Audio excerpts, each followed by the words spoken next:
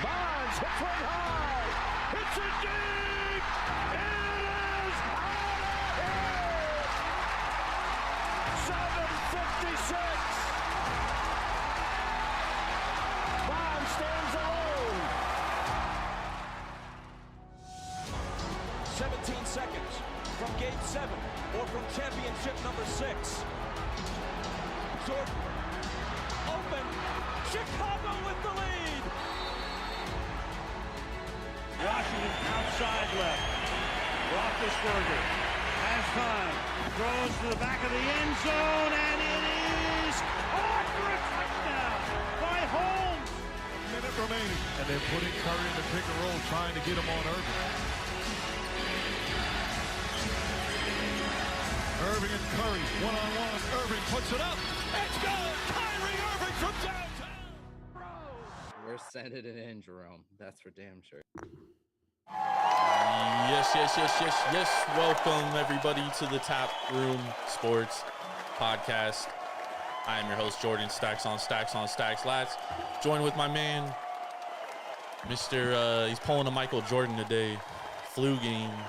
Swerving Ervin, Washington. How you doing tonight, other than being sick? I promise I'm not hungover. Dude, I drink Gatorade. Like, that's if I'm not drinking water, that's like the only thing I drink other than beer. No, this is a little healthier than Gatorade. It doesn't have as much sodium in it.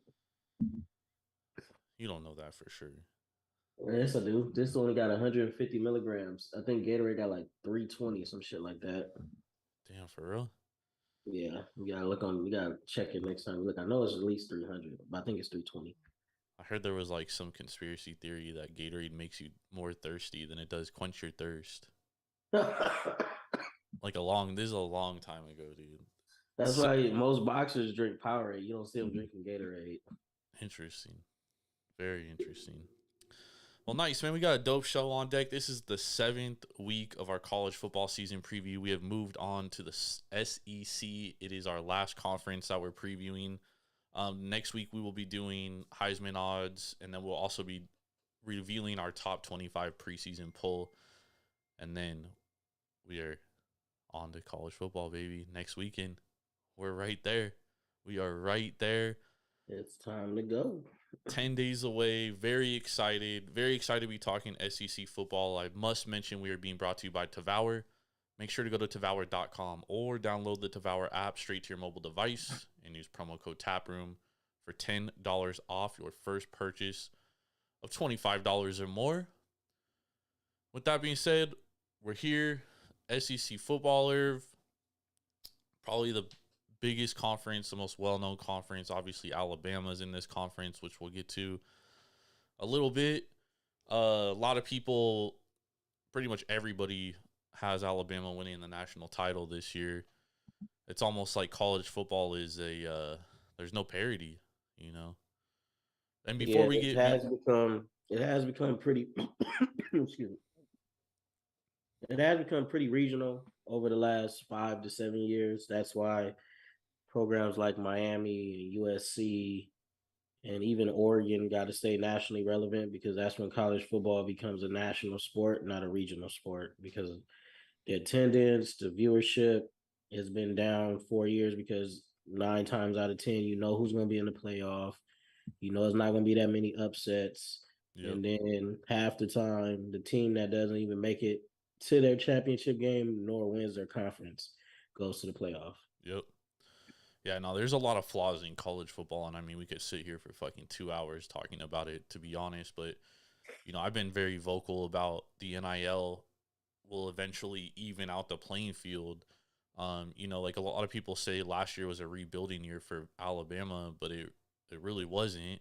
They returned, you know, top recruits, returned a lot of starters. So it's like, at some point, you know, there's I hate to say this, but we know for a fact they've been paying players. Like, it's a well-known, and the NCAA has done nothing about it.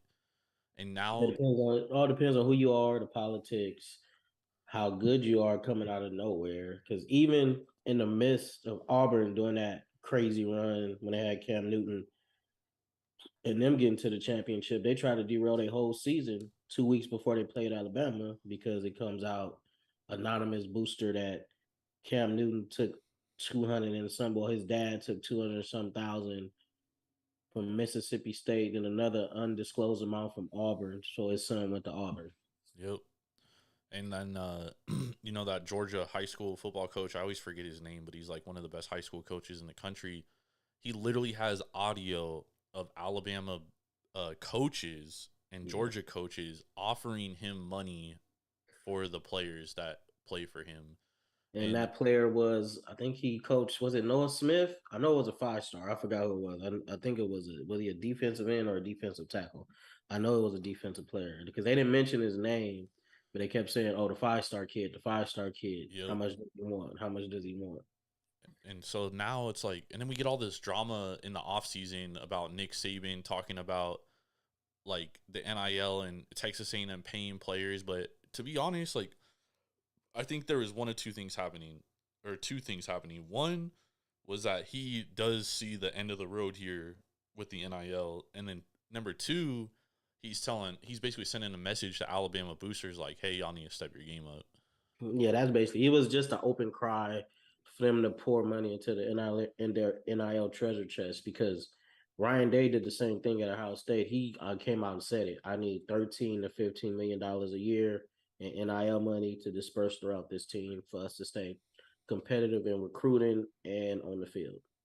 I mean, eventually they're already talking about fixing NIL rules, right? So eventually there is going to be some stipulations here. Like, you're not just going to be able to fork over money to high school recruits. Yeah, see, the thing that sucks about it, it is in the NIL's little rules so far. You can't use boosters and people around the program to influence recruits to come to your school. But if a booster makes such and such LLC and they get his kid an NIL deal, you can't trace it. There's nothing you can do. Yeah, there's nothing you can do because they're protected by the state and they're protected by the local government. Yep. So it'll be interesting how this moves forward. But let's hop into the win totals. Let's deep dive this conference. So if this is your first time joining us, what we do is we go through each conference and break it down by win totals, give you how we kind of foresee that team season playing out. Even if we don't love the over-under bet, every show we have about one or two that we actually really do like. So, this is just an informative podcast for anybody out there that watches college football, or maybe you don't watch college football, but you want to learn something. This is your show. So let's get started. Let's hop into it. First over-under win total is the Vanderbilt Commodores. We're going bottom to top, by the way. So if you're sitting here waiting for Alabama and Georgia, hold tight. End of the show. Vanderbilt Commodores over-under is 2.5. Right now, the under is juiced minus 140. So odds makers think that Vanderbilt's going to go under 2.5 wins. I look at this schedule, and I think they beat Hawaii. Yeah, they probably beat Hawaii. They could beat Elon, and maybe they beat NIU. But other than that, they lose every game. Yeah, no, that's true. So against, that was what I was saying. I was like, all right, if they think it's under 2.5, they're juicing it minus 140 under. That means the market or the odds makers think they're either losing at Hawaii or losing at Northern Illinois. Yeah. And Hawaii is a tough spot, but Hawaii is like definitely rebuilding. We talked about them in our first week. Timmy Chang, the head coach, he's basically building from the ground up. He lost a lot of people from his team last year, right? So I don't see any scenario. I mean, Vanderbilt's -7 on the road there, -6.5. Yep. And that's a huge spot.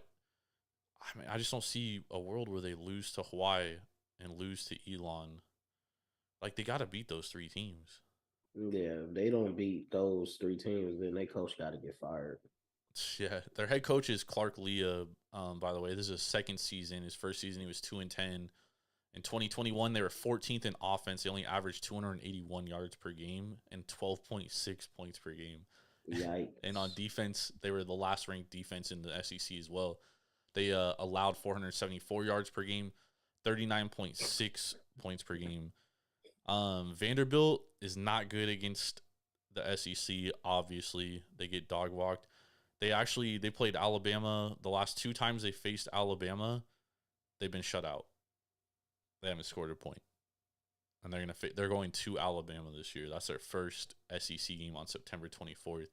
And they're a private school, and they have that academics elevated too. So that's another handicap for them. Yep, they do have it tough. They do return both their quarterbacks that played last year, and in 2020, their quarterback Seals, what's his first name? Why is it blanking right now? Ken Seals. He threw for 1,928 yards, and he completed 64.6% of his passes, 12 TDs, 10 interceptions. But last year, he was atrocious. 1,181 yards, 5 touchdowns, 9 interceptions, only completed 56% of his passes. And the other guy they have, Mike Wright, he's not very good either. He only completed 53.1% of his passes last year. Yeah, it's gonna be tough sledding for Vanderbilt, but they should at least win those 3 games. If they don't win those 3 games, I guess you gotta throw the whole program away. Throw the whole fucking program away for real. So we both lean over there. Honestly, I don't love the over because I can see it where they lose in Northern Illinois or they do lose to Hawaii. I mean, I don't see it, but I do see it because it's fucking Vanderbilt. Shout out Skip Bayless. Ain't that the school he went to? Yep. Oh, shit, I forgot to go back over the screen. All right, we're hopping back over to the win totals here. We're going to move on to the next school. We got the Missouri Tigers. Over under is, what are they at? 5.5. 5.5.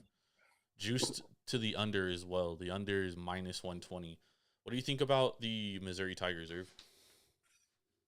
Another team. They do have talent, but they're in the SEC. Their first 3 games are winnable. I do think they lose at Kansas State though, so they will start 2-1. But then again, only team I see them beating in the SEC is maybe Vanderbilt. So they open with Louisiana Tech. They should win. At Kansas State, they'll probably lose that one. I think that's an L. Abilene Christian. So that should be 2-1 start right there. And then they go at Auburn, Georgia, at Florida, Vanderbilt. They should also beat Vanderbilt. At South Carolina. Then they get Kentucky at home, at Tennessee. Then they close with New Mexico State at home and Arkansas at home. Yeah, I got them right at 5. I don't think they go over. Yeah, I think I got them at 5 too. They do lose their quarterback, Connor Bazelic. They do return sophomore Brady Cook and true freshman Sam Horn. They lose their leading rusher, who was 3rd-team All-American last year, Tyler Batty. They return Elijah Young and transfer in Nathaniel Pete from Stanford. Plus, they add a true freshman, Tavares Jones.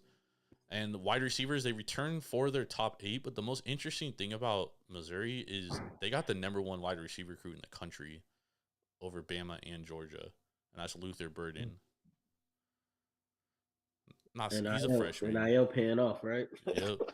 He's a freshman, so I'm not expecting him to come out and light the world on fire by any stretch of the imagination. Yeah, but he's definitely going to play. Yeah, he'll definitely play on this team. And then offensive line, they lose their first-team SEC center Michael Maietti, but they transfer in Benz Pollard from Buffalo, and they return the four of their starters. So they only lost 1 starter, Nice. And they have 8 guys with starting experience on their line, so they do have depth on their offensive line. I think the defense should be. Defense is a problem. Well, last year defensively, they gave up 444 yards per game. They were the 11th ranked defense, so they weren't good.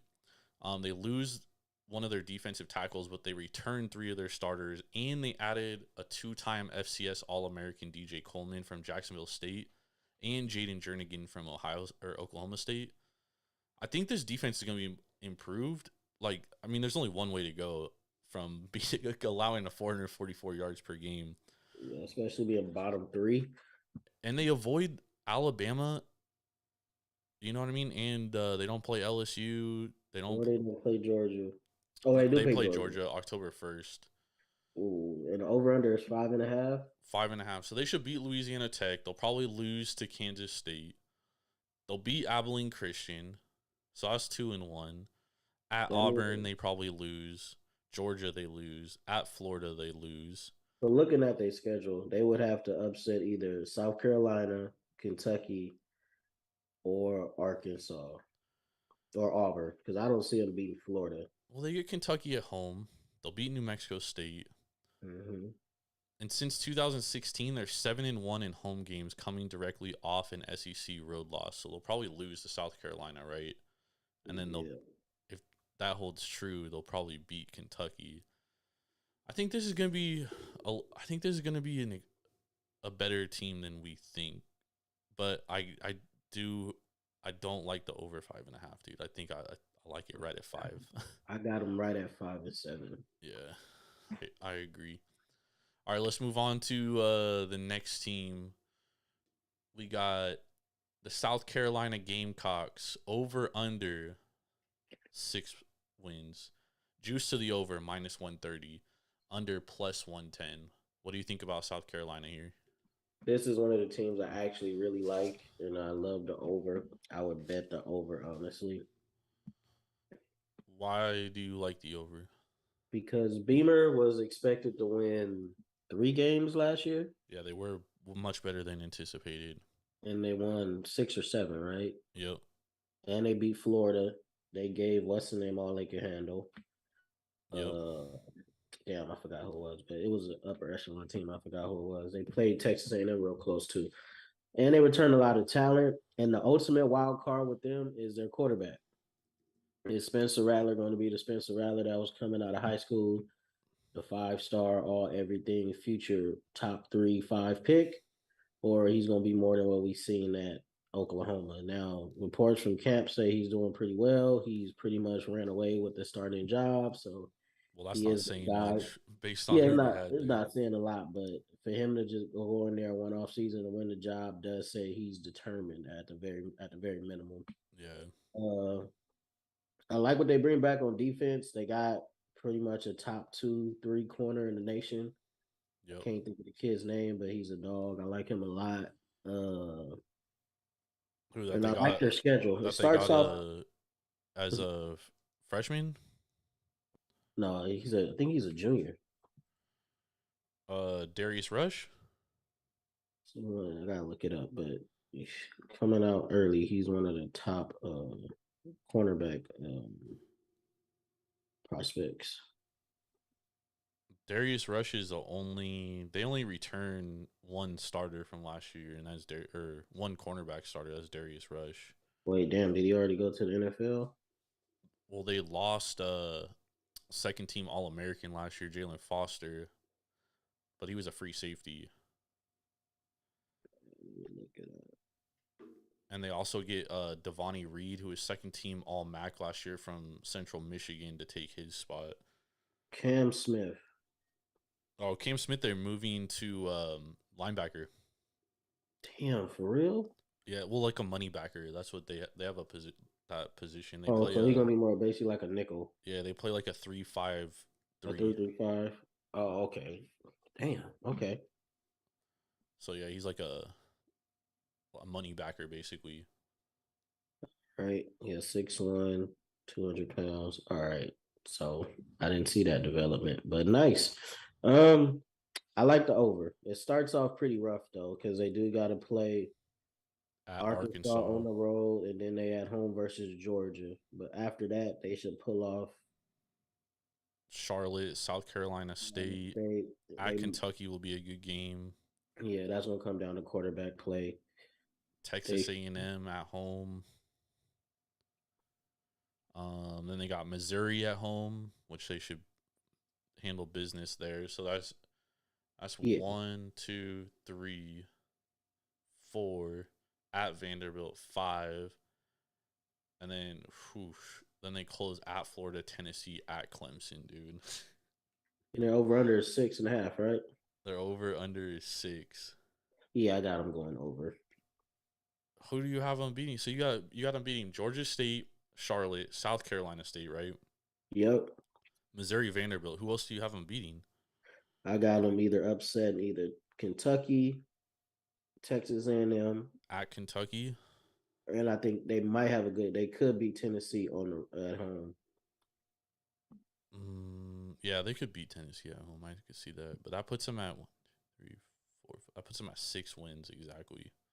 I say either 6. They got to upset 2 of those teams. Tennessee, because they're not going to be at. They're not going to win at Clemson, dude. And they did beat Florida last year, but they are on the road against Florida this year. So we don't know what Billy Napier is going to be, but Florida should win that game. Yeah, Florida. We'll see. I do agree though that I do like this team, but I think a lot of it has to do with if Spencer Rattler is that dude that he was supposed to be, it literally catapults South Carolina to a different plateau, in my opinion. It could make them the second best team in the East. It could. They lose their top 2 running backs, but they add a ton of transfers for running backs, so they have experience there. And then they return their top 2 receivers from last year, their tight end Jaheim Bell, and Josh Vann. Plus they transfer in Austin Stogner from Oklahoma and second team FCS All-American Antoine Wells from JMU. Plus, they also add second-team SBC wide receiver Corey Recker from Arkansas State and 2-time first-team All-Southern Conference tight end Nate Atkins. So they have a ton of talent. They have a ton of experience. They got to pull it all together. Yep, and they return all 5 starters on their offensive line, Ervin. Yeah.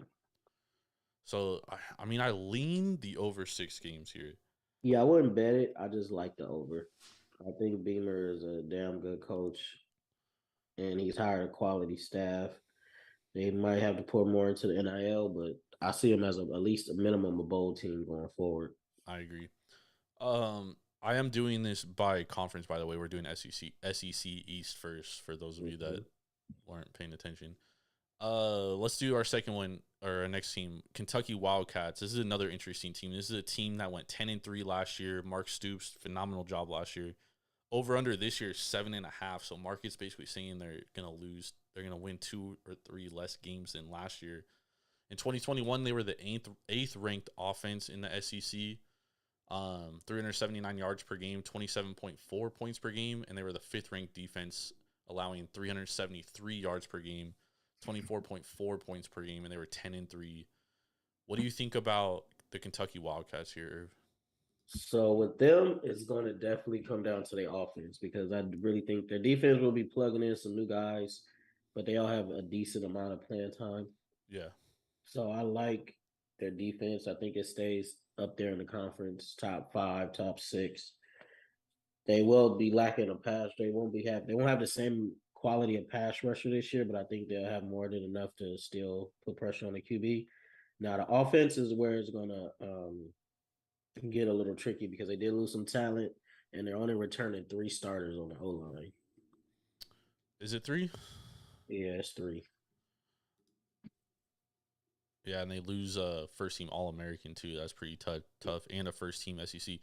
Yes, you're right. The offensive line is definitely going to be an issue, and this was a team that rushed for 200 yards a game last year. Like the ground attack is what they like. Christopher Rodriguez, though. Oh my God, you okay? Yeah, I'm good. Christopher Rodriguez, though, Irving, is he's one of the best running backs in the SEC. Yeah. He was second team All SEC last year, and he set a school rushing record last year, 100 yards in 9 straight games. And Will Levis obviously returns. He was, he didn't make a 4th team or anything. But he didn't make the watch list, but he is a bona fide NFL draft prospect. A lot of people like him in the top end of the first round. The thing about him is he has to prove more that he could be that game changer because last year they pretty much leaned on the running game, and he made the throws that he needed to make for them to win games. Yep. But he's more than that. He's way more talented than that. So, because they ran the ball almost 60-some% of the time. Yeah, they ran the ball a ton, dude. 200 yards rushing, only 226 yards passing. Yeah, so Will has to show that he can shoulder the load and take that offense to the next level because if they can run the ball like that and pass for a minimum of 275, 300 a game, which he's capable of doing, they could challenge for the SEC East. Do I see them doing that? Maybe, maybe not. I do like the over under though. I probably got them at like 8-4, 7-5, just glancing at the schedule. But they do gotta come together on offense, especially the O line, and the defense should still be rock solid. Yeah, it's a tough one because I see them. They're going to beat Miami of Ohio. At Florida is a tough game, and the home team like basically always wins that game. Yeah, that game is gonna be a pretty good judge of how their season is gonna go. Yep, Youngstown State they should beat. Northern Illinois they should beat. At Mississippi is a tough game. Then they get South Carolina at home, which I think they can win. Mississippi State at home, which I think they can win. Then they go to Tennessee, which they'll probably lose. At Missouri, Vanderbilt, and then they close with Georgia and Louisville. And I think that Louisville game, which would is a toss up. That's honestly a toss up, dude. So I only got them penciled in for 6 to 7 wins here. So I like the under. Yeah, I like the under too because it's over 8, right? Over 7.5. Yeah, I'll take the under because they would have to upset. Their schedule isn't daunting, but the teams that they're playing did get better. So I like the under just a tad, but I do see them going bowling or whether it be 6 or 7 wins. They can get up to 8, but it depends on they have to probably be Ole Miss on the road or Tennessee on the road, and I see them losing to one of those. I don't see them winning both of those games. Mm-hmm. Agreed. All right, let's hop into this next team. We got the Florida Gators over under 7 wins. Again, another interesting team. A lot of unknown here because it is Billy Napier's first year. And it's interesting enough. They do return 13 starters, 10th most experience in the conference. So 6 on offense, 7 on defense. Basically, all new coaching staff. They return Anthony Richardson. He saw action in 9 games last year, and they add Ohio State transfer Jack Miller. So right now they have I see on the depth chart Anthony Richardson starting. Mm-hmm. They lose their top 2 leading rushers, but they do return Naquan Wright, and they have freshman Lorenzo Lingard. Mm-hmm. He's supposed to see a lot of playing time as a freshman. And he runs a 3.940, dog. He's fast. And then they lose their leading receiver from a year ago, Jacob Copeland. But they do add 3.9 hand time or 3.9 laser. 3.940, I believe. Damn. Yeah, that's what it said. That's what it said when I was researching it. And then they also add Ricky Pearsall from Arizona State. He was 13 All Pac-12 last year. And the crazy thing about their wide receiver unit, they have 9 guys 6'2" or taller. So they have big wide receivers. Offensive line, they lose a couple of starters, but they return 3. And Billy Napier brings right guard Osiris Torrance with him, who was a 2-time All SBC. So nice. They have 98 career starts on their offensive line. So they have a lot of experience. On their defense, they also have experience, but again, it's a lot of transfers. Yeah. And they do return 2-time All SEC Brenton Cox and linebacker, All SEC Ventrell Miller, who's back, and they also add the number 1 JUCO transfer D1 Black, who's also a linebacker. So I think their defense is actually going to be better than last year. It's really, do they have that offense? Yeah, that's really going to determine their season. And it's not going to. What's that? That's one team that their season is pretty much be determined within the first 4 or 5 weeks of the season because they got 2 top 20 opponents to kick off the season, which is Utah and Kentucky. Then they should destroy UCF at home. Then they got to go to Knoxville. Then they get Eastern Washington. I think that's a big game for them. Can they win that game on the road, especially with Heupel and the train he has running right now with Tennessee? The Gators are 5-0 in their last 5 road games in Tennessee. Yeah. But Tennessee's better this year. A lot better. Yeah. I don't know. This is a tough team, dude. Like, I don't know how to gauge it. I don't know how to gauge them because I don't know what their offense is going to look like. Like, if it looks like Billy Napier's offense from Louisiana Lafayette, they'll be fine. Like, that was a team that rushed for a ton of yards. But it is concerned that he's a little too conservative, and he needs to open it up, especially in the SEC with these better athletes and better defenses. So, That's something to look for because he pretty much brought his whole coaching staff over from Louisiana. Was it Tech or well, no, not Louisiana Tech, Louisiana Lafayette. Yep, and or I'm sorry, Louisiana Tech. You're right. It is Louisiana Tech. Sorry. Okay. And their Oh, offensive coordinator, defensive coordinator. They have two defensive coordinators, co-defensive coordinators. All three came from Louisiana with him. yeah, this first year is tough for them because if they win 7, 8 games, you can see them doing real well in recruiting. They can start building to be able to challenge Georgia year in and year out. Yep. But Richardson has to show us that he can consistently beat a team from the pocket and not just with his legs. They Yep. have talent everywhere. The receivers might not be fast, but they can make plays. So that's going to be interesting to see how the passing game evolves. The over under 7.5. Seven. 7. I could see a winning Juice to 7. the over minus 130. So, I mean, I think there's a good possibility they could lose to Utah. Basically a Yeah. coin flip game. I'll call it a 50-50 game. And then they go Kentucky, USF. They should probably win both those games. So they should be 2-1 heading into Tennessee. Let's say they lose Tennessee, they go 2-2. Then they get Eastern Washington, Missouri, LSU, all at home. They should win those games, including LSU. They should beat at home. Yeah. I'll give them those 3 games. So that's 5-2 right there. Then they play Georgia, neutral site, probably lose to Georgia. They getting destroyed by Georgia. 5-3. Then they have to go to Texas A&M. That's a L. That's 5-4. Then they get South Carolina at home. Okay, we'll give them that win. That's 6-4. At Vanderbilt, that's 7-4. And then at Florida State is the kicker. Yeah. Because that's a rivalry game, so anything can happen. And they have to go to Florida State. So that could determine their over under, honestly. Yep. That's tough. And that could be Norwell's job right there. Yeah, that could be his last. Yeah, that could be his last game as coach at FSU. So it's definitely going to interesting storylines for Florida this year because they have a good recruiting class. It's borderline top 10. Yeah. Now, if they fall on their face on the field, it's definitely going to suffer. Well, the toughest thing is oh, you mean next year they have a top recruiting class, not this year? Yeah, not this year. Next year. Okay. Yeah, no, I agree. I thought you meant this year. I was gonna say, it's tough for freshmen to come in and play football with grown men, dude. Yeah. I don't always like that. So I'm right on the border at 7. I like 7. I think it's a push there, but I'm trying to make money, dude, and I don't know if they can win 8 games. It's a toss up. Yeah, I'm not betting the over on that one. They got the line perfect on that. Who would have thought?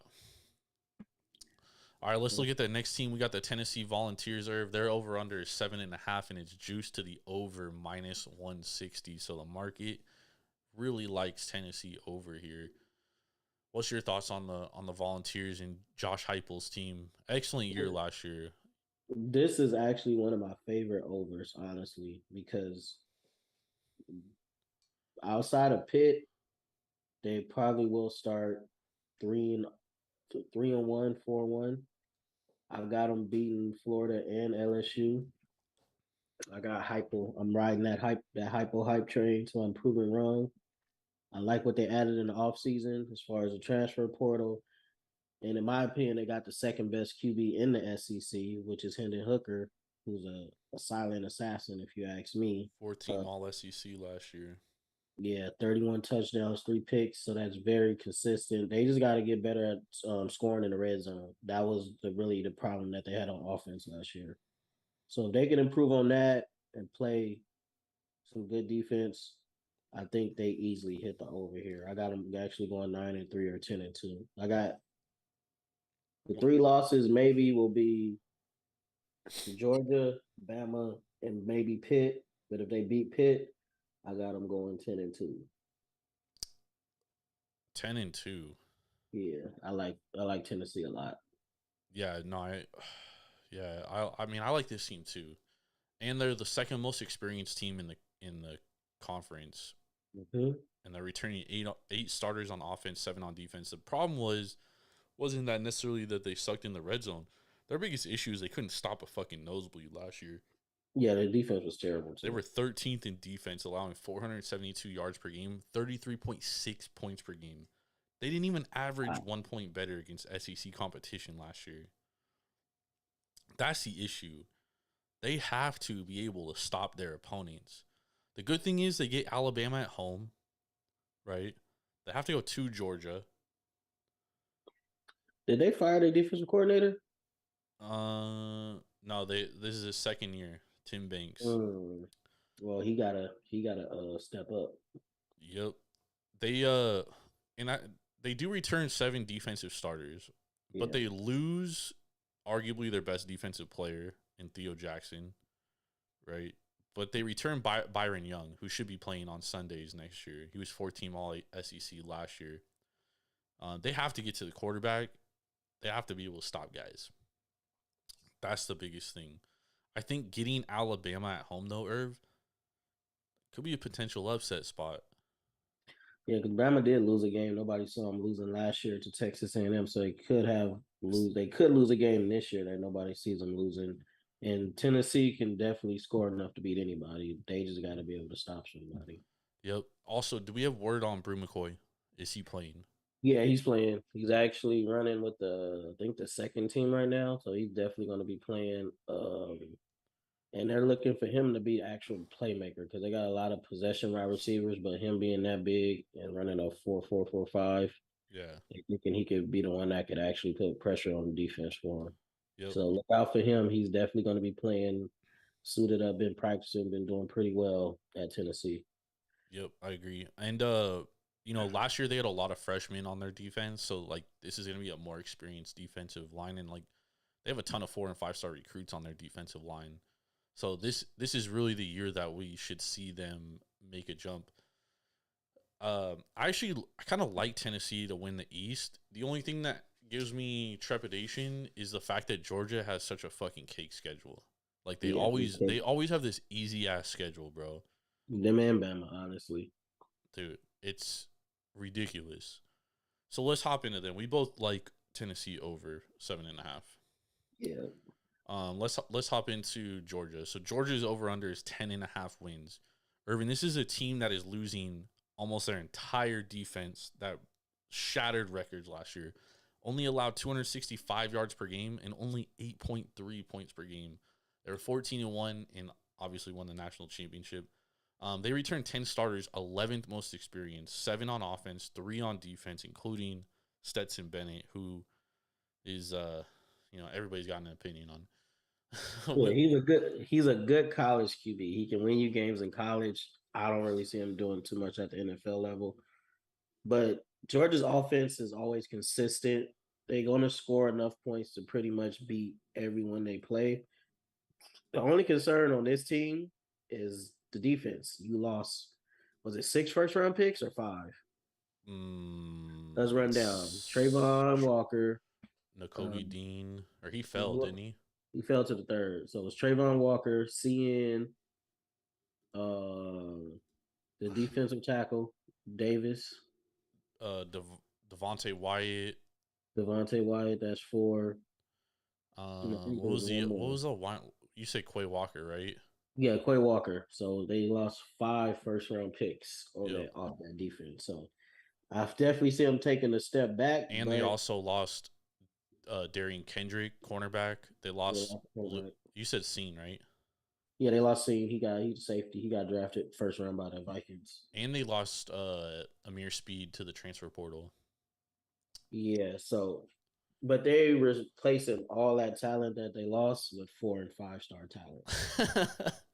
So, and they added what a lot of people think in a year or 2 from now is going to be the best pass rushing duo in the SEC in Williams and Marvin Jones Jr., who both come from NFL bloodline. So expect them to play early and often. Noah Smith and Carter should step up and anchor the defensive line. Noah's going to be more of a stand-up and a hand-in-the-ground pass rusher. I think most people have him as a first-round pick right now, too. Yeah. Jalen Carter is he's going to be the all-everything defensive tackle. They're going to have him take over Davis's spot and anchor the defensive line. Yep. Linebackers, they did lose a lot, though. Yeah, no, they lost a ton. They do return Nolan Smith, obviously, on the outside. But, again, they reload with 16 4- or 5-star recruits. So I think this is more of them just reloading and probably playing a notch below one of the best defenses we've seen in our lifetime, but still plenty enough to win the SEC East going away. Well, Honestly, if I they do think, lose one game, the only game I do got them losing is probably Tennessee, but they get them at and that's home. and that's just based. Even though they're at home, that secondary is gonna have to stop that offense. And Tennessee should hold up well in the trenches because they return a good amount of their offensive linemen. So it's going to be interesting. I definitely see Georgia going over. I got them either 12-0 or 11-1. They can lose to Tennessee, or they are at Kentucky.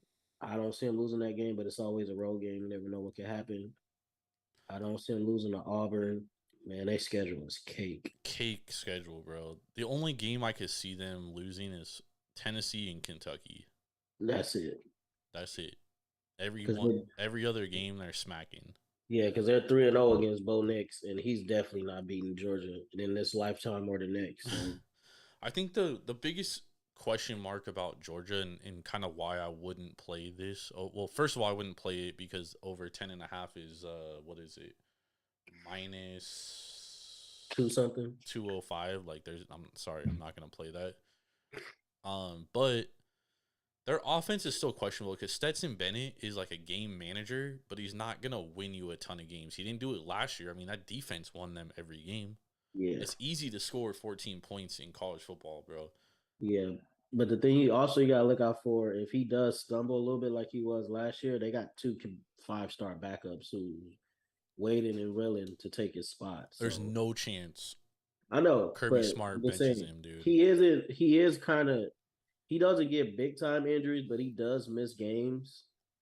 So if he does miss, like say 2-3 weeks, even though he's Kirby Smart's favorite, if one of those redshirt freshmen come in and lights it up, The other then thing too, Irvin, is outside of Brock Bowers yeah, and they lost a lot. They lost what, two big wide receiver transfers. They yo, do bring back some talent at wide receiver, but they don't have your George Pickens no more. They lost pretty much their game breaker, Jermaine Burton, and they lost him to Alabama in conference. So that's never a good thing. but they So may have two of the best tight ends in college football. yeah, that's Brock is a guaranteed. Is he a junior this year or a sophomore? He's a sophomore, and then they also have Eric Gilbert, who Eric was hurt Gilbert, last yeah. year. Yeah, he got hurt last year. He's a 5-star. A lot of people compared him to Kyle Pitts coming out of high school. Yep. So they will score enough points, but I don't see them winning the SEC this year, though. They might give Bama a run for their money, but I got them losing. Whoever comes out of the West, I think it should be Bama. Whoever comes out of the West, dog. There's only one team coming out of the West. We can't, nothing's set in stone, but that's pretty much set in stone. We'll talk about them when we get closer to the end. Yeah, I mean Georgia, like, dude, they just have such an easy schedule, bro. Yeah, Like, this schedule sets up perfect for them. it's good for No way. it's good for a quote unquote rebuilding year, dude. Yeah, there's no way they lose more than one game. Maybe they don't lose two at all either, unless they lose to Tennessee and Kentucky. But I don't think that happens. So No, I yeah, don't see. I got them going 12-0, 11-1. I wouldn't bet neither one because you don't really get that much value. Yep. And taking them under 10.5 is basically saying they're gonna lose 2, maybe 3 games. Yeah, 2 for sure, and I just don't see it. Yeah, I don't see it either. All right, let's move over to the West. So let's start with LSU. Over under is 7. Juice to the under -120 here. This is a interesting team too. Obviously, Brian Kelly comes in, first year head coach. Last year they were atrocious. 12th on offense, 363 yards per game, 23.5 points per game, 8th in defense, allowing 407. But they did have a ton of injuries on defense. Yeah, they had a lot of injuries. They return 11 starters. They're the 12th most experienced in the conference. They return 6 on offense, 5 on defense. They lose Max Johnson, add Jaden Daniels at quarterback. What's your thoughts on LSU here? I think they added a pretty good coach in Brian Kelly. I'm not going to say he's not a good coach because at Notre Dame, he had them pretty much winning 10, 11 games a year, had some playoff appearances. Cake schedules, though. Yeah, national championship appearance. So did have cake schedules, always got exposed on the big level. But now at LSU, he's going to be able to recruit the type of athletes he needs to actually win a championship and not be constrained by academics and being Oh only no, they being don't able give a to fuck about academics there. yeah, so That is not one being big pile able of shit. only being able to recruit a certain type of athlete. So with that handicap being gone, I don't see him going uh a lot over this year. They probably do win 7 games. I do got him going bowling though, but this is building up to him challenging Saban for pretty much Saban and Jimbo. Even though I don't really believe in Texas A&M like that, but he will be challenging Saban and Jimbo year in and year out, especially after this year. And he's building a really good recruiting class as well. Well, I don't know if this is a hot take or not, but I'm saying Nick Saban's going to retire after this season. He's going to win the national title and he's going to retire. I The don't guy's know. like 74 years old, dude. He's I done know, but everything. he just signed an extension for 3 years though, didn't he? It don't matter. He could still retire. That's true. And But you could see him like stressing out during these press conferences about the NIL and stuff. yeah, Like, the NIL is probably pushing him closer to retirement because that's what pushed Urban Meyer saw that coming, and that pushed him to the NFL where he literally just was terrible. it also, I know this is different sport, but college basketball, we've seen Roy Williams, Yeah, Jay Wright, Coach Just- K, Coach K, I can't pronounce that motherfucking name. Mike Krzyzewski. Mike Krzyzewski. Yeah, Yeah, so I can see what you're getting at, but man, that dude is winning too much just to up and retire. because dude, He has no NFL. it's a new day, Irvin, and I'm telling you right now, like we've seen enough of Saban that we know he has an ego, and he's not gonna want to like be losing, and then everyone's gonna be like similar to Jim Bowden when Jim Bowden went out. Everyone was like, he doesn't have it anymore. He's too old. You know what I mean? Like, you don't want that attached to your legacy. Like, why not just go out on top? I get it, but even if he stays another 2-3 years, I don't just see him just start losing like that. He might lose 1 or 2 games a year, maybe, but It's I gonna don't see him change, just bro. falling off a cliff. Especially Now with the losing, mega conferences coming. now losing coaches that can hurt, but he reloads like nobody's business, and he always 90% of his roster is 4 and 5 star talent. That's crazy. Yeah, but you're gonna see that across the board now, dude. That's true, but at the end of the day, it's only going to be so many 5 stars. And Yeah, Bama we're seeing Miami get those guys now. We're seeing SC get those guys now. Like, yeah, but that's still going to take some time though. So I think he coaches at least minimum. I think he coaches 3 more seasons. This season, next season, maybe start thinking about retirement in probably 2024, 2025. no, I mean, you're probably right, but I think He's that winning too much, bro. And then on top of that, that's one guy that hates to lose. So I think every time he gets to the end, yeah, and but like loses, he could be and like Mac Brown. You know what I mean? yeah, but every time he gets to the end and loses, I think that adds another year or two onto his coaching. But that's why I'm saying if he's going to win the title this year, barring like Yeah. freak injuries. Yeah, I'll be shocked if Alabama don't win the championship this year because the only thing that we gotta wait to break them down, but I'll talk about Wait, that when let's stay on LSU. We got way off topic there. This similar to Florida is interesting because it's a lot of unknown. Like we don't know how this team is going to play. They do add talent. They lost a lot of talent, and there's just too much unknown for me to even play this over under. yeah, because it depends on what Jaden Daniels they get at QB. Are they getting the Jaden Daniels that upset Oregon and knocked them out of the playoff race, or are they getting the Jaden Daniels that we saw more often than not at ASU? So it all depends on the consistency. They lose 4 offensive line starters. Yeah, and then on top of that, they receiving core is nasty. But do they have a QB that can get them the ball consistently? Their wide receiver core is nasty if what's his Keyshawn Boots stays healthy. Yeah, he got to stay healthy. He has to stay healthy. One of the best receivers in the country if he's healthy. Just too much unknown for me to even touch LSU here. I would lean the under because I think they could lose to Florida State. You know, we talked about this when we talked about Florida State. This is a big year for Florida State in Norvell. Sorry. He has to win games this year, or his job is on the line. Yeah, if he don't go at least go bowling or have 7 or 8 wins, I think they pull the plug on him. Yep. So I think they could lose that game. They'll beat Southern. Mississippi State, I don't know. That's a tough game. Yeah, they did lose to them. What during the was that the COVID year or last year they lost to Mississippi State? That was COVID year. Yeah, they looked it bad too. And Mississippi State is the most experienced team in the SEC this year. Yeah, and they're at home, so that's not going to be an easy game for them. No, they got the LSU has them at home. Then they get my bad. They at Auburn. Then they get New Mexico at home. I mean, dude, New Mexico, the Lobos, that's tough. It's probably a 40-point spread. Rocky Long, dude, don't sleep on the New Mexico Lobos, bro. Over 2.5 wins is an absolute lock.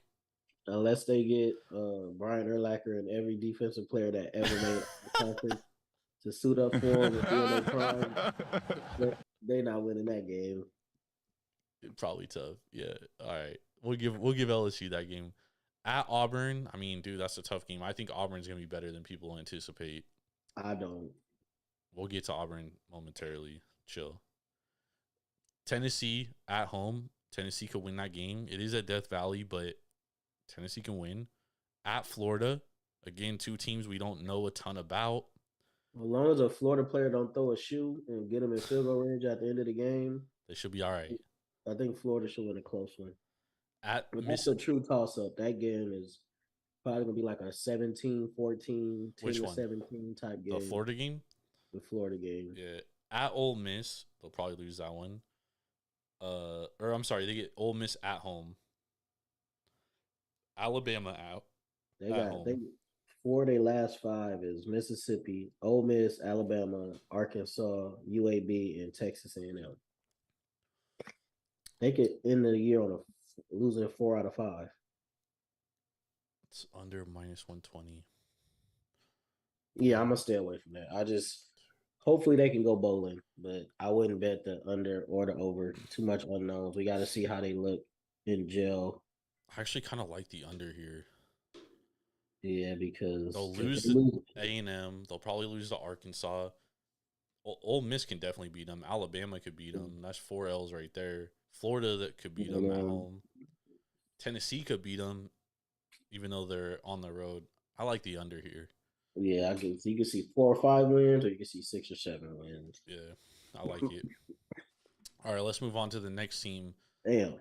The Mississippi State Bulldogs. Their over-under is 6.5. Sorry, I did this in order of like the way I ranked the teams in the conferences. So obviously, I think Mississippi State is going to be better than LSU. Their over-under is -130 to the over 6.5, plus 110 to the under 6.5. So Mississippi State is a team that I'm pretty high on. Obviously, their head coach is Mike Leach, who is one of my favorite college head coaches, but mainly because he's a fucking cartoon character, more so than he is a good football coach. He gives some of the best one-liners, dude. Some of the best press conferences. Yeah, that dude is a character for sure. He is, dude. They were 4th on offense last year, 447 yards per game, 28.5 points per game. And this is conference play, by the way. 3rd in defense, 352 yards per game, 27.3. So they were really good defensively, which is, not really what Mike Leach is known for.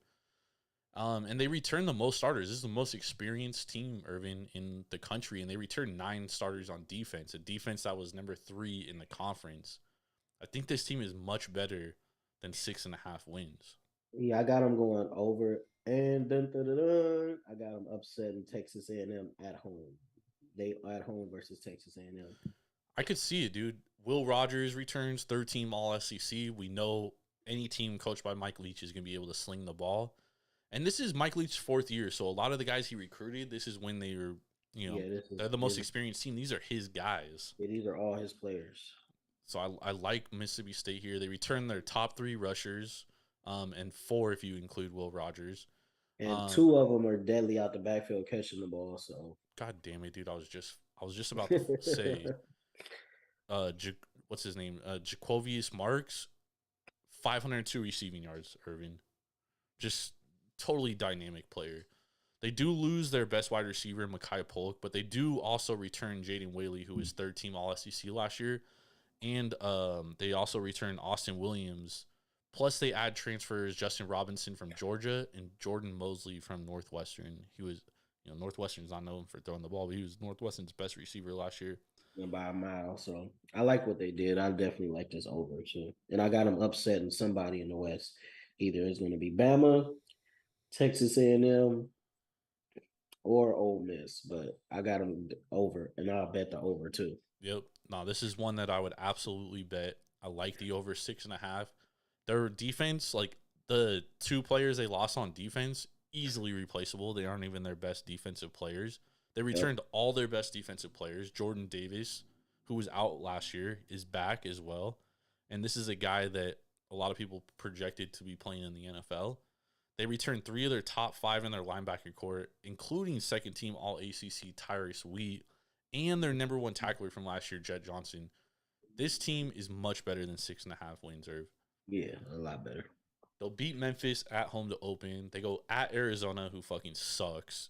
That game might be 54-0. The only thing that is kind of unpredictable is that Mississippi State does have to travel to the West Coast. And I think it's like a 7:00 p.m. start. So it's like 10 p.m. East Coast time. Then they go at LSU, which I've already said that I think that's a game that Mississippi State absolutely can win. Yeah. Then they get Bowling Green, Texas A&M, which I'm with you. I do think that they are going to upset Texas A&M. Arkansas at home. I think they're going to beat Arkansas. At Kentucky, at Alabama, 2 tough games. They may lose both those games. But then they close Auburn, Georgia, East Tennessee, at Ole Miss at home. I think they go 3-1 in that stretch. Probably only lose to Georgia. Yep. I'm not as high on Ole Miss as most people, which we're gonna get to momentarily. So we both like the over here. Yep. I like it. If they don't go over, Mike Leach is getting fired, by the way. Yeah, this is 4th year. He gotta go bowling. Yep. Minimum. Well, they went bowling last year too. But did they win? Did they win? No, they lost their bowl game. They won 7 games though. Oh, okay. Well, he definitely. I got him winning 8 or 9 this year. They lost to Texas Tech in the bowl. Ooh, damn! How they do that? Tough times, bro. They probably didn't have a lot, or I shouldn't say they probably didn't have a lot of starters playing because they returned a lot. But let's move on to Auburn. Over under 6.5 here. This is Brian Harson's 2nd year. I like Brian Harsin. I think he's a great coach. He obviously came from Boise State, ran a great program there. They returned 13 starters this year, 6 most experienced. This was a team that was pretty dog shit last year, but they almost beat Alabama last year. Yeah, they took them to double overtime. Yeah, this is but they got to go to Alabama this year, so I don't expect them to win that game. It's the Iron Bowl. This is interesting because I think they start 4-0 out the gate. Mercer, San Jose State, Penn State, all at home. I think they beat Penn State at home. They almost won that game on the road last year with Bo Nix at quarterback. Yeah. This year they don't have Bo Nix.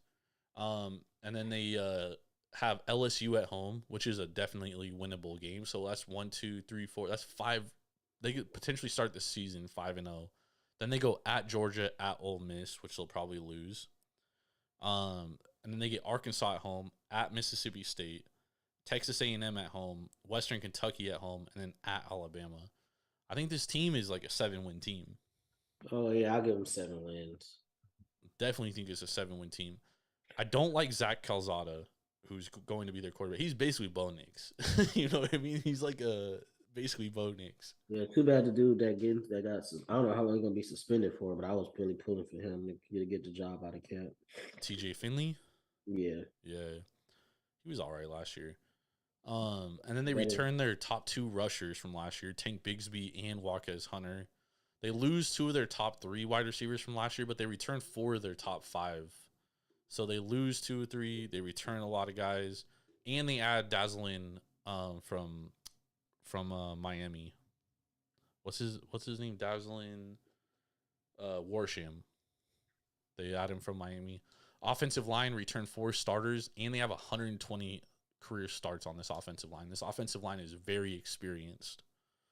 Defensive line, they returned 3 starters, and they transfer in Jason Jones from Oregon, and one of the top JUCO transfers in Jeffrey Umba.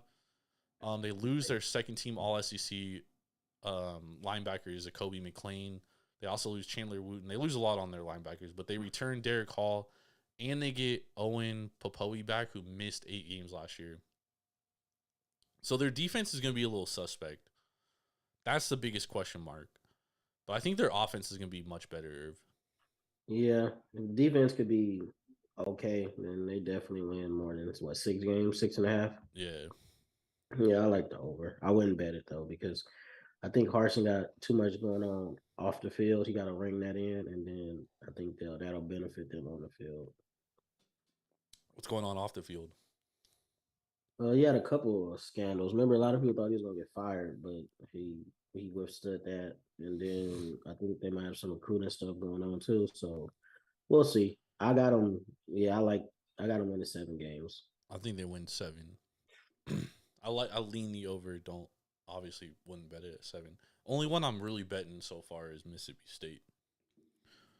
Same here. All right, let's move on to the next one. We got the Ole Miss Rebels over under 7.5 wins here. Good old Lane Kiffin, Mr. King of the transfer portal, as he calls himself. Over under 7.5 here. It's juiced to the over -130, which is interesting because they're one of the least experienced teams, obviously, because a lot of their guys come from the transfer portal. They obviously lose, a great quarterback in Matt Corral. He's 3rd career passing leader in Ole Miss history. What do you think about Ole Miss here? Getting Jackson Dart. What do you think? Does Luke Altmaier win the job? Coming out of camp, it didn't sound like he was going to win it, so we got to wait and see what he did in fall camp. Who, Altmaier or Dart? Dart. Altmaier looks like he's going to be the starter to start the season. Yeah. But as far as Ole Miss, they lose a lot, dude. They lost a lot. They don't bring back a lot. They got to break in a new offensive coordinator too. Yep. So I would lean to the under. Honestly, I got them winning 6 games. The thing that benefits them is they open with Troy, Central Arkansas, at Georgia Tech, and Tulsa. They could easily start 4-0. Yeah, that's 4 wins. But once the SEC slate starts, I only really got them beaten. Maybe Vanderbilt. They get Kentucky at home, though, and it's their homecoming. Yeah, they could be Kentucky, and they could be LSU. I got them losing to everybody else. And even those games are going to be 1-score games. At Vanderbilt, they should win. So 1, 2, 3, 4, 5. Maybe. I mean, dude, they get Auburn at home. They should probably beat Auburn. That's 6. But I got Auburn winning that game. So they had to pull an upset on the road either against LSU or Texas A&M because I got them losing to Arkansas too. And they have a brutal end of the schedule at Texas A&M, Bama, Arkansas, and then Mississippi State, which I think they could easily finish the year 0-4. Easily. Yeah. So I got them at 5 or 6 wins. Yeah, I like them. I definitely think they're gonna go under 7.5 here. Yeah. I like the under. They lose like everybody, dude. They only return 5 starters on offense. They lose 4 of their top leading rushers. They lose 5 of their top 6 receivers. Their offensive line is probably the most consistent. They return 4 starters, plus they add first-team All-Conference USA Mason Brooks from Western Kentucky. So they have 109 career starts on the offensive line. That should be their best unit. Yeah, that's Other a good than that, building block. they lose a lot all around and they don't play defense. And who's the D coordinator now? Their defensive coordinator is Chris Partridge. Okay, because they lost Dirk in the. Oh, I'm sorry, Maurice Crum. Okay. Yeah, I like the under. Yeah, I like the under 7.5 here too. They lost too much, and they lost the NFL quarterback. So. Agreed. All right, let's move on to this next team. We got the Arkansas Razorbacks. Over under is 7.5 wins. It is juiced to the under -145. What do you think about Arkansas here? This is another team that kind of lost a lot. Yeah, they lost a lot. Especially, they lost to probably one of the best receivers they ever had. Yep. They did try to replace him with a former 5-star in Jordan Hasselwood from Oklahoma. So we'll see how that works out. Yep. They have a pretty damn good QB, which I like him a lot. Yep. KJ Uh, Jefferson, yeah, the schedule isn't crazy. And over and under is 7.5. 7.5. They got some tough road games at Mississippi State, at BYU, at Auburn. They're on the road against Missouri, but they should definitely win that game. They start at home against Cincinnati. They should win that game. Yeah, and they should be South Carolina. I like the over because I only see them really losing to. They could potentially lose 3 or 4 games. They probably lose to Texas A&M, Bama, and maybe Michigan State. But other than that, I can see them winning all their games, including against Ole Miss. So I like the over. Yeah, I think KJ Jefferson is gonna make up for a lot of what they lost last year because he's one more year experienced. He was good last year. He improved from the year before. So I'm gonna expect him to continue to improve. And he's a dual threat. And he's a dual threat. And then Sam Pittman is an offensive line guy. And he returns basically all of his offensive line. They rushed for 228 yards as a team last year, 5 yards a carry in SEC play, and they returned 4 of their starters. Yeah, I like it. I like the over. Honestly, I would bet this over. The only thing that's concerning is on their defense. They lose 3 guys on the defensive line with 11 or more starts, including Trey Williams, but they return 4 of their top 7, and they also add transfers Jordan Dominic from Georgia Tech and Landon Jackson from LSU. Yeah, I like what they do in the portal. Yeah, I like their over for sure. Yep. And Texas A&M better look out because they are at home against Texas A&M, and that's not going to be a walk in the park. That's in Arlington. Oh, it's in Arlington. Yeah, Ooh, damn. it's a neutral site. They won last year though. Yeah, we'll see. They could win again. Yeah, I kind of like the over 7.5 wins. All right, I'll bet that over. Let's move over to Texas A&M. Over under is at 8.5 here. So we kind of talked about it earlier. They had a massive recruiting class, but obviously those guys are all freshmen. Yeah. Jimbo Fisher is known for recruiting. The over under, I said 8.5. Juice to the over -150. They got a pretty tough schedule. They get Miami at home, which they can win. They have to go to Mississippi State, which we both like Mississippi State in that game. They're on the road. They got to go to Alabama. They got to go to South Carolina, which we think is going to be an improved football team. And then at Auburn. But they get Florida, LSU, Ole Miss, and they get Arkansas. Well, Arkansas is going to be a neutral site. But all right, I got them going 9-3. The only way I see them winning more than 9 games is if their quarterback steps up and they have way better QB play. Yeah, that's the thing is, like, if Max Johnson's going to start, like, he wasn't that great last year. Yeah, we don't know who the starter is going to be. It could be Hayes King. It could be Max Johnson. It could be one of the freshmen. They've pretty much kept their QB battle really tight-lipped. Yep. So we probably won't know we won't know who the starter is, honestly, until right before the first game. And even the first game, I think 2 or 3 of their QBs going to play. So we might not know who the starter is to Miami, honestly. And they also lose a ton on defense. They lost their entire defensive line. And we're talking a defensive line with a second-team All-American on it, 2-time All-ACC player on it, a third-team All-ACC player on it. They lost it all. Yeah. They lose Aaron Hansford, and they also lose Leon O'Neal. Like, they lost a lot of good production. And they bring back their whole secondary, right? No, they lost Leon O'Neal. Ooh, so 3 out of 4 starters. That's not bad because I know one of their safeties is really good. I think he was on the All-American watch list too. Yeah, no, they should have. I mean, they got good talent.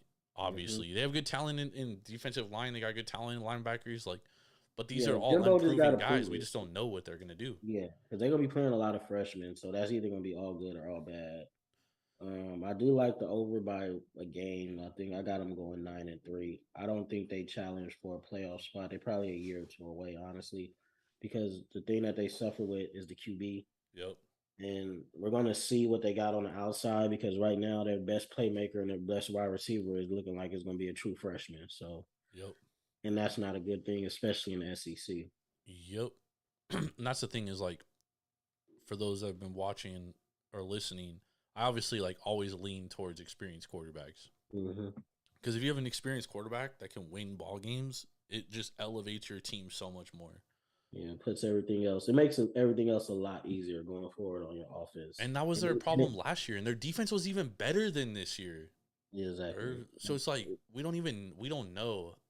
I don't honestly. I would not bet this at -150. Yeah, I wouldn't bet it. I just like it because the talent they've assembled and their coach. They have a national championship winning coach, so that's the only reason why I honestly give him the over. I wouldn't be shocked to see him fall flat on their face because But he also won a national championship with the best quarterback in college.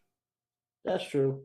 You gotta look at that as well. But he's gonna be living off that championship for a long time. So For a long time. And they brought him to Texas A&M to win a title. So if he don't deliver, he's definitely got to living live up with to it. too. I think he got 2-3 more years to show that he can make a playoff and challenge for a title. Because if you're bringing in recruiting classes like that, You gotta win. You gotta at least make the playoffs or be in the championship conversation for 3 out of those 4 years that they're gonna be on campus. Yep. All right, let's move on to our last team. This is the Alabama Crimson Tide here. Over under is 10.5, and it is juiced majorly to the over, -230. Under +1, 185. I mean, this is a team that, I think right now to win the national championship, they're like +150, which is like not good on value, dude. That's not good value at all. The only thing that can stop this team was 2 things: injuries and their secondary. Other than that, they're probably one of the most complete teams in college football. They do have some questions on the O-line because a lot of folks will say that's what cost them the title last year. Yeah, they lost their best offensive lineman too in Evan Neal. Yeah, but he's going to be backed up by 3. They have 3 5-star tackles waiting in the wings. They do. Yep, they do. They do have a lot of depth there, and they lose 4 of their top 5 receivers from last year, but they obviously just reload there as well. And they bring in Tyler Harrell from Louisville. Yeah, because they almost had Jordan Addison. I'm going to be real. Yeah. It came down to Bama and SC. So they would have had Jordan Addison. I think they would have ran away with it completely. Yep. I do think that they do have some question marks for sure. I do. Yeah, they have some question marks, but they're not major question marks. The receiving core is young. Burton should probably be the lead horse because he has the most experience and he's going to be their game breaker. He has legit 4.35. Yep. Sub 4.4 speed, so he's going to be the game breaker. They do have JoJo Early, who came on late as a freshman. So the offense, as long as the O-line can stay healthy, they should be fine. But their front 7 is nasty. Probably the best front 7 in college football. They got it's going to be similar to Georgia last year. Yeah, they got 2 guys that could go top 5 in the NFL draft this year. And only reason why one can't go because he's only a true sophomore. But Dallas Turner and Will Anderson. And Byron Young Jr. too. Yeah, don't be surprised if those 2 have double-digit sacks apiece. I'm talking at least 12, 13, 14 sacks apiece. Those 2 are dogs. Yeah, Will Anderson is 5th in Heisman voting odds right now to win the Heisman. Yeah, he's a defensive end. Yeah, he's going to dominate. He probably going to have a year like Chase Young did for Ohio State. Yep. And go right into the NFL and be a top 3, top 5 pick. He'll be the number 1 pick. Yeah. Depends on the team need a quarterback. If a team outside of I think he's gonna be the number 1 pick, dude. I think he's the best player in college football. Yeah, I like him a lot. If I had the number 1 pick, even if I needed a quarterback, I would take him. Yep. Hands down, the best player in college football. They also have a guy with the coolest name in college football too. Kool-Aid McKinstry. Yeah. For sure. He has to step up. He was getting cooked. He showed some flashes last year, but he was a freshman, had growing pains. He got cooked a couple times, especially against Georgia. Yep. They add Elias Ricks, who can hands down be a first-round pick. But supposedly he's getting cooked in practice, dude. Well, it's Alabama. You definitely when you playing day in every day against NFL talent on both sides, you're not gonna win every rep. That's true. Hopefully you win more reps than you lose because the coaches might start getting concerned about your starting spot. But he just got to clean up off the field, and he's going to be a definite first-rounder. Just stay off the weed, stop smoking and driving and going 100 miles an hour on a dark road in Backwood, Alabama, and you'll be all right, Elias Ricks. Yeah, I think they're going to win every game. They're favored in every game. They should win every game. I don't even see a spot where the only spot I see that they could probably trip up is at Tennessee because they have to go to Tennessee. That's it. That's and maybe and Texas A&M did beat them last year, but they lost a lot off that team, so I don't see Texas A&M. And they get Texas A&M at home this year. And they're gonna destroy Texas on the road. Murder They're going them. 12-0. They're pretty much a shoe-in for the national championship, unless that secondary is just absolutely terrible. In which case they'll go 11-1 and still be in the national championship. Exactly. They're still going to be in the playoffs. So Bama is where it's at. Nick Saban is the GOAT. It's his last year, bro. I wouldn't say it's his last year. Jordan believes that, so you didn't hear that from Ervin. No, it's coming from me. That is my hot take of the college football offseason. Nick Saban will retire after this season. He's going to win the national championship and ride off into the sunset. I'm calling it now, Irv. Well, I'm not saying you could be wrong, but I see him coaching. And I could absolutely be wrong. I could absolutely 100% be wrong, but I just... Okay, so who do you think they play in the national championship? Or are you going to wait till next week? This is what we call a cliffhanger. You got to wait till next week, baby. Thank you, everybody, for joining us. Make sure to go to devour.com or download the Devour app straight to your mobile device and use promo code Taproom for $10 off your first purchase of $25 or more. That's craft beer delivered straight to your front door. You don't even have to leave your seat. I got to get Ervin out of here because my man needs some fucking rest. He needs to get better, drink some water. For Swerving Ervin Washington, I'm Jordan. Stacks on stacks on stacks. Lads. That's it. I'll be back on Sunday with... Don't get sick like me. Take your vitamin C. Dude, there's no way of avoiding getting sick, dude. If you're in public, germs are everywhere, baby. You know what I mean? Like, everybody's gonna get sick at some point. For Mr. Swerving Ervin Washington, I'm Jordan. Stacks on stacks on stacks. Lads, we'll catch y'all later. Have a blessed weekend. We will be back on Sunday night. Me and Ben got a lot of Major League Baseball to talk about. And then next week, Ervin and I are gonna be talking a lot more college football. We'll be previewing some games. Some games, baby. Let's go. 5, Heisman, Gursky, all the major awards. Yes, sir. Let's go.